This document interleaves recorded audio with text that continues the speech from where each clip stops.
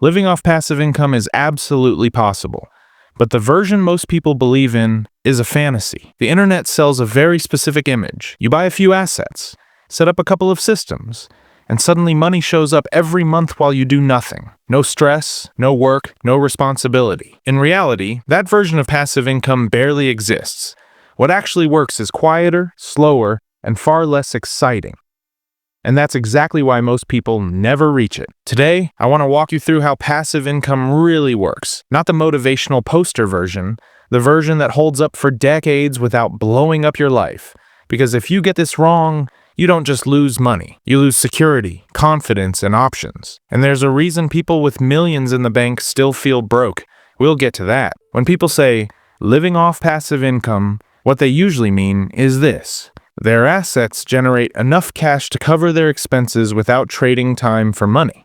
That income usually comes from two places. One is cash flow, things like dividends, rent, or business income. The other is portfolio withdrawals, slowly selling assets over time to fund life. Most people argue about which one is better.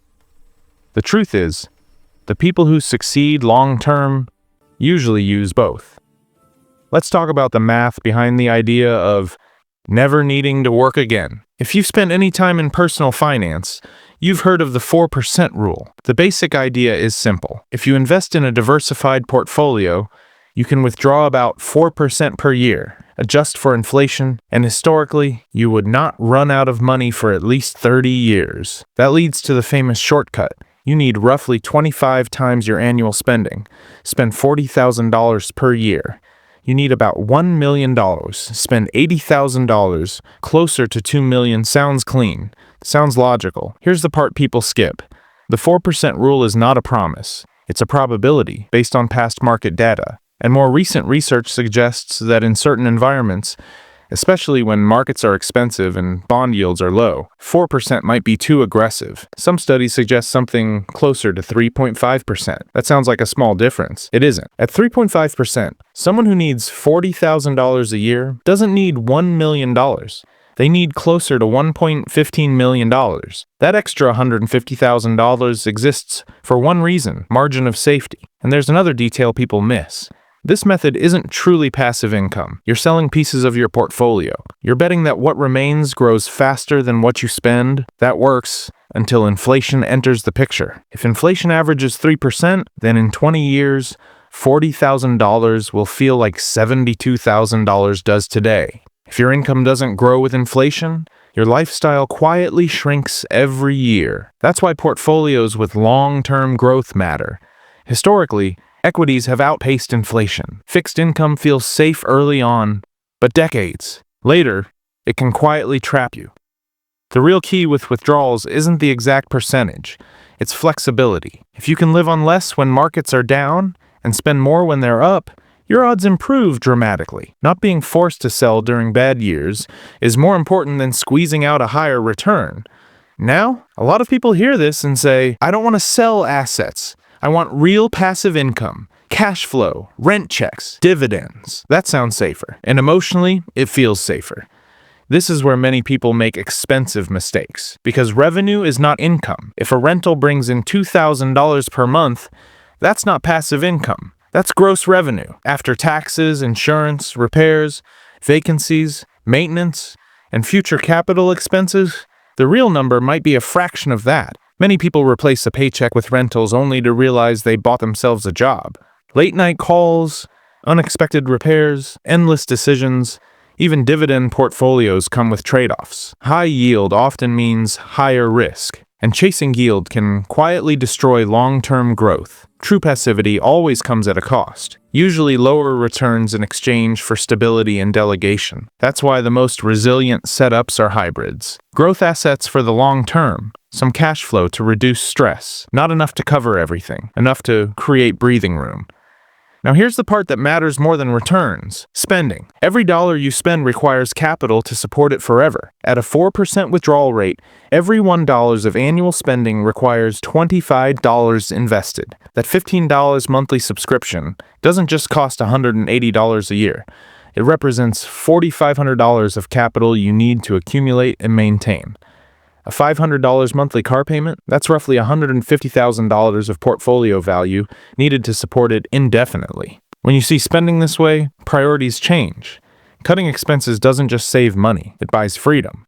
One of the best mental tools here is the coverage ratio. If your annual expenses are $40,000 and you generate $10,000 from investments or side income, you're 25% covered. What's interesting is that the first 20-30% is often life-changing. Once basic needs are covered, decisions feel different. Risk tolerance increases. Fear decreases. Lifestyle creep is the silent killer. People hit one milestone and immediately raise the bar. More spending, bigger expectations, tighter pressure. The people who actually win long-term decide what enough looks like and defend it aggressively. Now we need to talk about the biggest risk nobody plans for. Sequence of returns risk. This is what happens when the market drops early in your withdrawal phase. If markets fall 20% in the first few years and you're pulling money out, the damage can be permanent.